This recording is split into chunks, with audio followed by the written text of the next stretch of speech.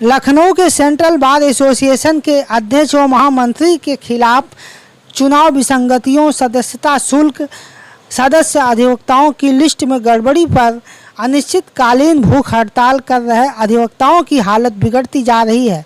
वहीं 2 लोगों की हालत नाजुक हुई और बलरामपुर चिकित्सालय भेजे गए। चिकित्सालय के इमरजेंसी वार्ड में भर्ती अधिवक्ताओं प्रदीप सिंह व अमरेश पाल सिंह को देखने पहुंचे कई अधिवक्तागण। देखिए यह खास रिपोर्ट।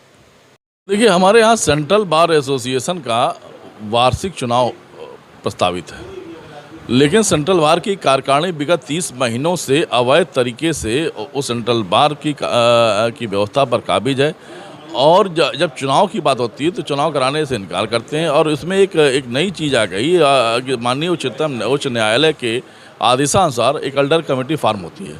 वो एल्डर कमेटी 4100 मतदाताओं को मतदान के अधिकार के लिए एक वैध लिस्ट जो है प्रसारित करती है, जिससे वैध मतदाताओं ने अपने चंदे जमा किए और चुनाव का इंतजार कर रहे थे। स्थिति ये हुई कि एल्डर कमेटी ने एक दूसरी लिस्ट जारी कर दी, वो 1600 कुछ की लिस्ट थी। हमारी मांग थी कि 4100 जो वैध लिस्ट जो माननीय उच्च न्यायालय के आदेश से आई थी, उन सभी को मत का अधिकार मिलना चाहिए। हमारे साथ हम और अमरेश पाल जी 2 लोग हैं जो बलरामपुर हॉस्पिटल में एडमिट हैं। हम 5 साथी अमरण अनशन पर थे। अजय कुमार जी, अरविंद कुशवाहा जी, अमरीश दीक्षित जी, मैं प्रदीप सिंह, अमरेश पाल जी, साथ में छठे दिन राजीव मिश्रा, मंटू जी, ये सभी सेंट्रल बार के एक्स ऑफिस बेरर्स हैं और ये सभी भूख हड़ताल पर बैठे थे, जिसमें दो साथियों की हालत बिगड़ गई। हम लोग हॉस्पिटल चले आए, इसके बावजूद भी एल्डर कमेटी से हमारी वार्ता जारी रही और वार्ता सफल हुई। सीबीए जिन के साथियों के कार्ड पर सीबीए लिखा हुआ है, उन्हें मतदान का अधिकार मिल गया। अमरेश पाल सिंह नाम है, पूर्व उपाध्यक्ष हूँ सेंट्रल बार का और वर्तमान में महामंत्री पद का चुनाव लड़ रहा हूँ।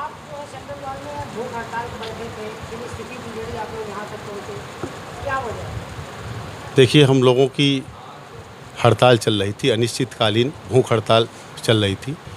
चूँकि पहले हम लोगों ने 2 दिन का बाकायदा एक साधारण अनशन किया था और जिस एल्डर कमेटी के खिलाफ हम लोग हड़ताल किए थे पहले, तो उनके साथ पत्राचार से लेकर के सारी बातें की गई, लेकिन उन्होंने मानने से इनकार कर दिया।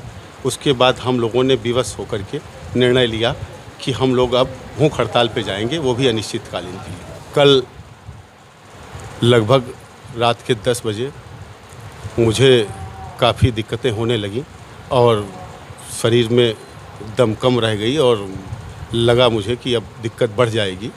तो उसके बाद हमारे साथी प्रदीप सिंह जी भी थे, उनका भी इसी तरीके का हाल होने लगा।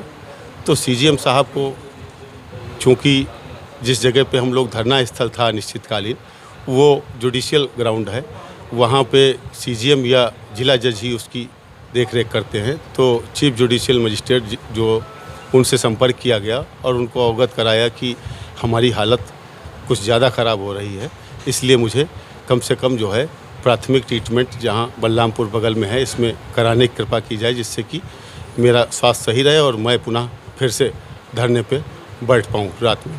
और हम लोगों का एक्चुअली वार्षिक चुनाव कहा जाता है। वार्षिक चुनाव के बजाय 30 महीने बीत गए हैं, तो 1 वर्ष के चुनाव को 30 माह अगर पहुँच जाएगा तो आक्रोश अपने आप बढ़ता जाएगा और लोग पूछेंगे कि चुनाव कराने वाली संस्था, हमारे वहाँ एल्डर कमेटी मनोनीत होती है, जिसका सिर्फ काम ये होता है कि चुनाव कराना। तो उनकी जिम्मेदारी होती है कि निष्पक्ष तरीके से चुनाव संपन्न कराए, उसको समय दिया जाता है। एल्डर कमेटी हमारे यहाँ कम से कम 4 बार अब तक बदली जा चुकी है।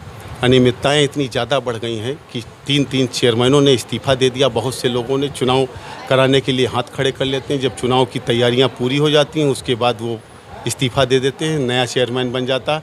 लगातार आज 8-10 महीने से यही प्रक्रिया चल रही है।